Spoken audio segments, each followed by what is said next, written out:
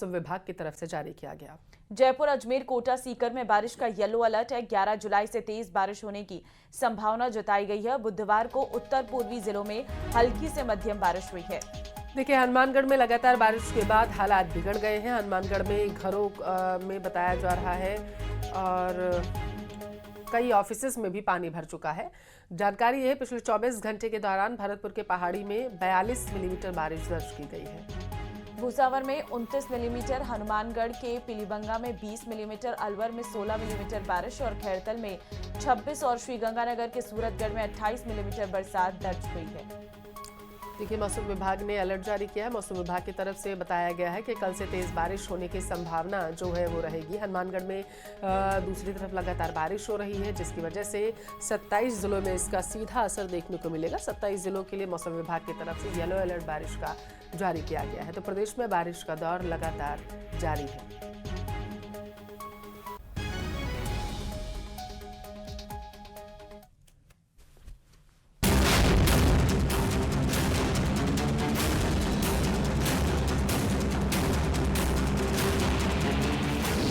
मौसम की मार, लोग लाचार। बरसात का मंजर, सड़कें बनी समंदर। दुकानों, घरों में पानी, बड़ी परेशानी। तस्वीरें हनुमानगढ़ के मक्कासर गांव और जंक्शन की भट्टा कॉलोनी की हैं। लगातार हो रही जबरदस्त बरसात से हालात बिगड़ चुके हैं। कई घरों में पानी भरने से मकान क्षतिग्रस्त हो गए, दीवारों में दरार आ गई, तो भट्टा कॉलोनी में कुछ मकान गिर भी गए। ग्रामीण किसी तरह सुरक्षित जगह पहुंचे, जबकि बरसात से घरों में रखा सामान खराब हो गया। खाने पीने की समस्या बढ़ गई, प्रशासन से कोई मदद भी नहीं मिली है। बाढ़ के कारण यहाँ पर जो किनारे पर बसे हुए मकान थे, उनके सबके अंदर पानी भर गया है, सामान सारा डूब गया है। प्रशासन को भी कई बार कहा गया है, लेकिन कोई भी अभी तक अधिकारी मौके पर इनकी सहायता लेने के लिए, पूछताछ करने के लिए नहीं पहुंचा है। कम से कम 20-25 घर हैं जिनके अंदर पानी के अंदर पहुंच गया है पानी, और मकान में जितना सामान था वो सारा टूट गया। कुछ तो सामान बाहर निकाल दिया, अधिकांश सामान वो डूब गया है। श्रीगंगानगर जिले में भी हैरान करने वाली तस्वीरें सामने आई हैं, जहां कुछ ही देर की झमाझम बरसात ने सूरतगढ़ नगरपालिका क्षेत्र के वार्ड नंबर 45 सहित आसपास के निचले इलाकों में घुटने तक पानी भर गया। सड़कें दरिया में तब्दील हो गईं। कई दिनों से जल भराव की वजह से लोगों की दिनचर्या पूरी तरह से प्रभावित हो गई। हालांकि स्थानीय प्रशासन पानी निकालने की यथासंभव कोशिश कर रहा है। मोटर लगाकर पानी निकाला जा रहा है। बावजूद इसके लगातार हो रही बरसात की वजह से निचले इलाकों में जल भराव की स्थिति बनी हुई है। वहीं रेलवे अंडरपास से भरे पानी की वजह से वाहन चालकों को परेशानी हो रही है। लगातार 4 दिनों से बारिश हो रही है, उसके कारण एकदम ज्यादा बारिश हो गई और शहर का ड्रेनेज सिस्टम है वो थोड़ा कटोरे टाइप है, कटोरा मेरा शहर बसा हुआ है, उसका पानी निकासी में समस्या आती है। लेकिन प्रयास कर रहे हैं बर्मा के माध्यम से और निकालने का प्रयास कर रहे हैं। उधर झुंझुनू के उदयपुरवाटी कस्बे में भी बारिश से कुछ ऐसा ही हाल है, जहां कस्बे की सब्जी मंडी में जल भराव होने से परेशानी बढ़ गई है। बरसात के पानी से मंडी में रखी सब्जियों के थैले बहने लगे। टमाटर, भिंडी, लौकी सहित कई सब्जियां पानी में बह गईं। व्यापारियों ने मशक्कत कर सब्जियों को संभाला। दरअसल हर साल की तरह इस साल भी बरसात के पानी की निकासी के लिए नगर पालिका प्रशासन की तरफ से कोई इंतजाम नहीं किया गया, जिसके कारण बरसात का पानी मंडी में भर गया। व्यापारियों को लाखों का नुकसान उठाना पड़ा। Bureau report, news 18 Rajasthan. वहीं सीकर जिले में झमाझम बारिश का दौर जारी है। फतेहपुर कस्बे में देर रात भारी बारिश हुई है। बताया जा रहा है कि 4 फीट तक पानी भर चुका है। दुकानों और घरों में पानी घुसने लगा है। जलभराव में बस और कार समेत कई गाड़ियां जो हैं वो फंस चुकी हैं। सड़क, मकान डूबने की कगार पर अब पहुंचने लगे, जिसकी वजह से जनजीवन पूरी तरीके से अस्त व्यस्त होता हुआ नजर आया है। तो ये बड़ी खबर आपके टेलीविजन स्क्रीन पर। बस स्टैंड पर 4 फीट तक पानी भरा हुआ। तस्वीरों से आप अंदाजा लगा सकते हैं कि सीकर में किस तरीके की बारिश का सामना लोगों को करना पड़ रहा है। बड़ा अपडेट आया है, शहीद की पार्थिव देह आज पाली पहुंच सकती है। फ्लाइट लेफ्टिनेंट ऋषपाल सिंह देवड़ा शहीद हो गए थे। पाली के खिवांदी गांव के रहने वाले थे ऋषपाल सिंह। बताइए जा रहा है, जगुआर जेट क्रैश में दोनों पायलट की जान चली गई थी। वायुसेना ने जगुआर हादसे के जांच के आदेश भी दिए। कल दोपहर का समय 12:40 जब अचानक से एक चॉपर क्रैश हो जाता है, जिसमें बताया जा रहा है कि लेफ्टिनेंट 2 पायलट मौजूद थे, जिसमें से एक लेफ्टिनेंट ऋषिपाल सिंह थे, जिनकी इसमें शहादत हुई है। और फिलहाल जो है वहां से मलबा हटाया जा रहा है। कल जैसे ही अचानक से गांव के लोगों को नजर आता है कि आसमान में जो जगुआर है उसमें आग लग गई है और उसके कुछ ही सेकंड्स के बाद वो जगुआर क्रैश हो जाता है और तभी यहाँ पर गहरा गड्ढा हो जाता है और उसमें आग लग जाती है। जिसमें जब ये क्रैश होता है तो इसके जो पार्ट्स हैं वो इधर अलग अलग गांव में बिखरे पड़े हुए हैं। तुरंत सेना के अधिकारी पहुंचते हैं और उसके बाद इस पूरे मामले की उच्च स्तरीय जांच की बात कही जा रही है। फिलहाल ये 1 महीने में 5वीं जगुआर क्रैश की घटनाएं सामने आई हैं, जिसने कई सवालों को भी खड़ा कर दिया है। प्रदेश में बारिश का दौर जारी है। 27 जिलों में बारिश खबर के साथ जयपुर से है। गुरु पूर्णिमा पर बीजेपी का विशेष अभियान देखने को मिलेगा। बूथ से प्रदेश स्तर तक बीजेपी करेगी संतों का सम्मान। मुख्यमंत्री से लेकर पार्षदों तक सभी करेंगे गुरु वंदना। सीएम भजनलाल शर्मा पूंछी का लौठा जाएंगे, वहां पर आशीर्वाद लेंगे। ये जानकारी निकलकर सामने आई है। बड़ी खबर आपके टेलीविजन स्क्रीन पर। गुरु वंदना कार्यक्रम का आयोजन किया गया है। बताया जा रहा है कि गुरु पूर्णिमा के पावन अवसर पर बीजेपी विशेष अभियान चलाने जा रही है। बूथ से प्रदेश स्तर तक बीजेपी संतों का सम्मान करती हुई नजर आएगी। मुख्यमंत्री से लेकर के बताया जा रहा है कि पार्षद तक सभी गुरु वंदन करते हुए नजर आएंगे। सीएम भजनलाल शर्मा इस दौरान पूंछी का लौठा में आशीर्वाद लेते हुए नजर आएंगे। तो बड़ी खबर है जयपुर से आपके टेलीविजन स्क्रीन पर।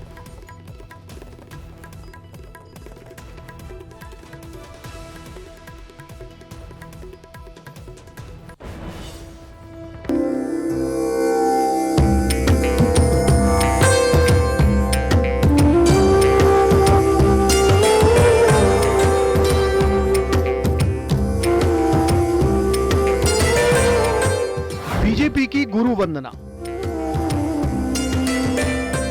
संत और महात्माओं का सम्मान, गुरु पूर्णिमा पर विशेष अभियान। भारत में गुरु का महत्व और गुरु की वंदना का महत्व रहा है। ऐसे में बीजेपी इस बार गुरु पूर्णिमा महोत्सव बड़े स्तर पर मनाने जा रही है, जिसके तहत अलग अलग विधाओं के गुरुओं, समाजों के संतों और महात्माओं का सम्मान किया जाएगा। इसके लिए पार्टी की ओर से 1 दिन का अभियान चलाया जाएगा। इस अभियान के तहत बूथ से प्रदेश स्तर और सीएम से लेकर पार्षद तक सभी गुरु वंदन करेंगे। गुरु पूर्णिमा का एक विशेष महत्व है। इस दिन हम जितने भी धार्मिक स्थल है या जितने भी मठ है या कहीं भी कोई गुरु विराजमान है तो वहाँ हमारे कार्यकर्ता जाएंगे, उनका सम्मान करेंगे, उनसे आशीर्वाद प्राप्त करेंगे। इस महोत्सव को मनाने के लिए बीजेपी ने संयोजक और सह संयोजक बनाए हैं। डॉक्टर अरुण चतुर्वेदी को गुरु पूर्णिमा महोत्सव के लिए संयोजक की जिम्मेदारी मिली है, जबकि पार्टी के सांसद से लेकर पंच सरपंच तक गुरु वंदन करेंगे। हर जिले में 2-2 कार्यकर्ताओं की टीम बनाई गई है। राजस्थान में अलग अलग समाज के जितने भी संत महात्मा हैं उनका स्वागत अभिनंदन। इसके साथ साथ जो प्रतिष्ठित गुरु हैं, शिक्षक हैं, उनका स्वागत अभिनंदन। विभिन्न विधाओं में, वो कुश्ती में होगा, कबड्डी में होगा, मार्शल आर्ट में होगा, संगीत में होगा, नाट्य में होगा, नृत्य में होगा, ऐसी अलग अलग विधाओं के जो सिद्धस्थ गुरु हैं उन सब के अभिनंदन का कार्यक्रम पार्टी ने रखा है। गुरु वंदन अभियान के तहत शिक्षक, धर्मगुरु, नाट्य गुरु, मंदिरों के पुजारी, साधु संत, कथावाचक, सिख और जैन धर्म के संत, महात्मा और महापुरुषों के चरण वंदन करेंगे। बीजेपी पिछले कुछ सालों से गुरु पूर्णिमा का पर्व धूमधाम के साथ मना रही है। इस बार भी बड़े स्तर पर गुरु पूर्णिमा मनाने जा रही है। Bureau report, news 18 Rajasthan.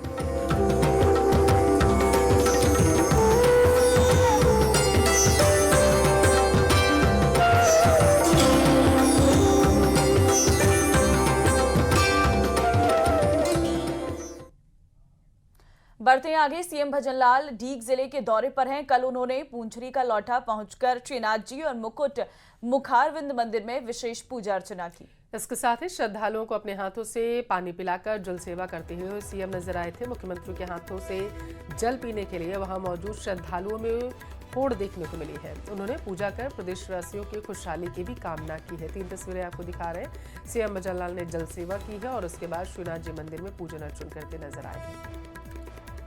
वहां मौजूद बीजेपी कार्यकर्ताओं से मुलाकात भी की है। तो कल ही मुख्यमंत्री यहां पर पहुंच चुके थे। श्रीनाथ जी और मुखारविंद मंदिर में पूजा अर्चना की। मुख्यमंत्री ने प्याओं पर लोगों को पानी भी पिलाया है। जन सेवा करते हुए सीएम नजर आए।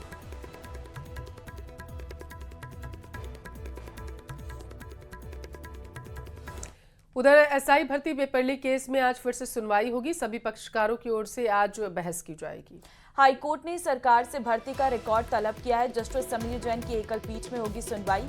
एसआई भर्ती पेपर लीक में हाईकोर्ट के फैसले पर नजर है। सभी पक्षकारों की ओर से आज जो है जवाब पेश किया जाएगा। बहस होती हुई कोर्ट में नजर आएगी। आपकी जानकारी के लिए आपको बताते चलें कि कल ही सरकार को अपनी तरफ से पक्ष जो है वो कोर्ट पे रखने के लिए कहा गया था, लेकिन आज भर्ती को लेकर के तलब किया गया। लिस्ट जो है वो कोर्ट की तरफ से देने के लिए कहा गया है। तो पेपर लीक मामले में लगातार सुनवाई हाई कोर्ट में चल रही है। आज फिर सुनवाई होनी है। देखना होगा क्या कुछ निर्देश दिए जाते हैं।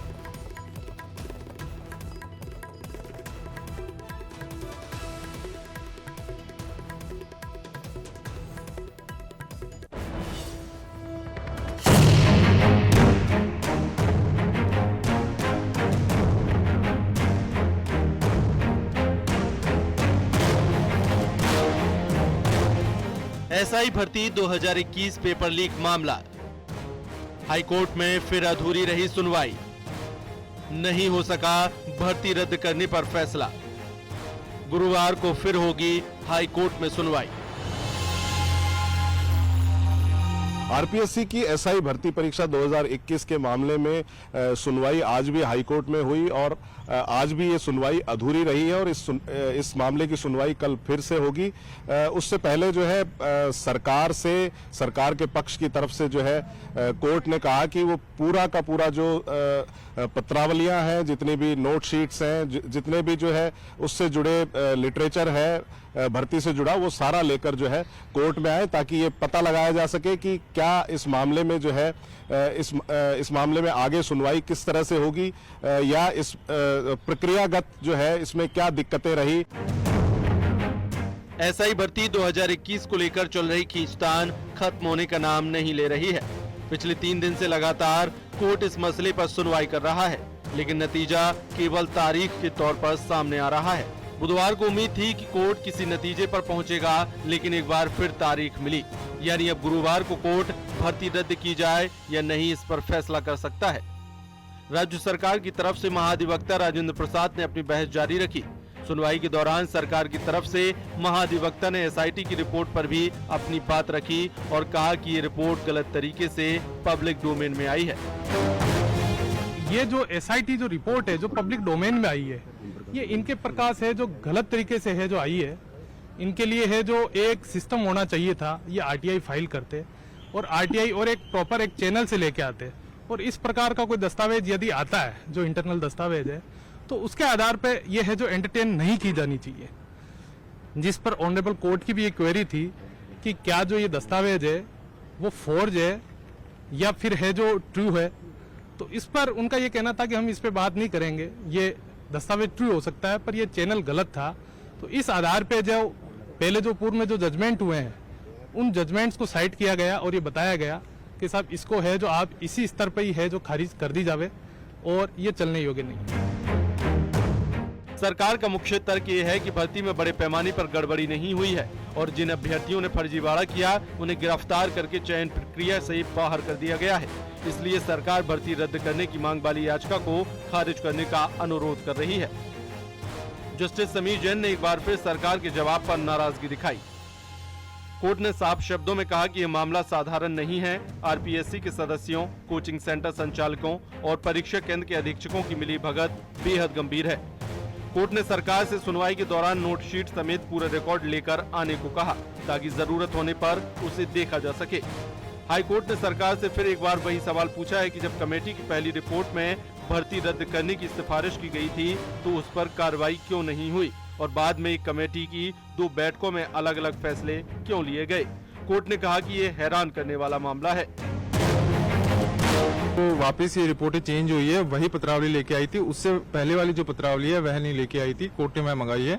और चयनित की तरफ से, जो चयनित पक्ष है उनकी तरफ से भी बहस की गई, उनकी तरफ से ये बहस करी गई थी कि जो एसओजी की रिपोर्ट है वह डिफेक्टिव है, वह केवल ये बताती है कि केवल आशंका है कि पेपर बहुत बड़े लेवल पे आउट हुआ, वह कंक्लूसिव नहीं है और उसमें बहुत सारे डिफेक्ट हैं और बहस कल भी चालू रहेगी।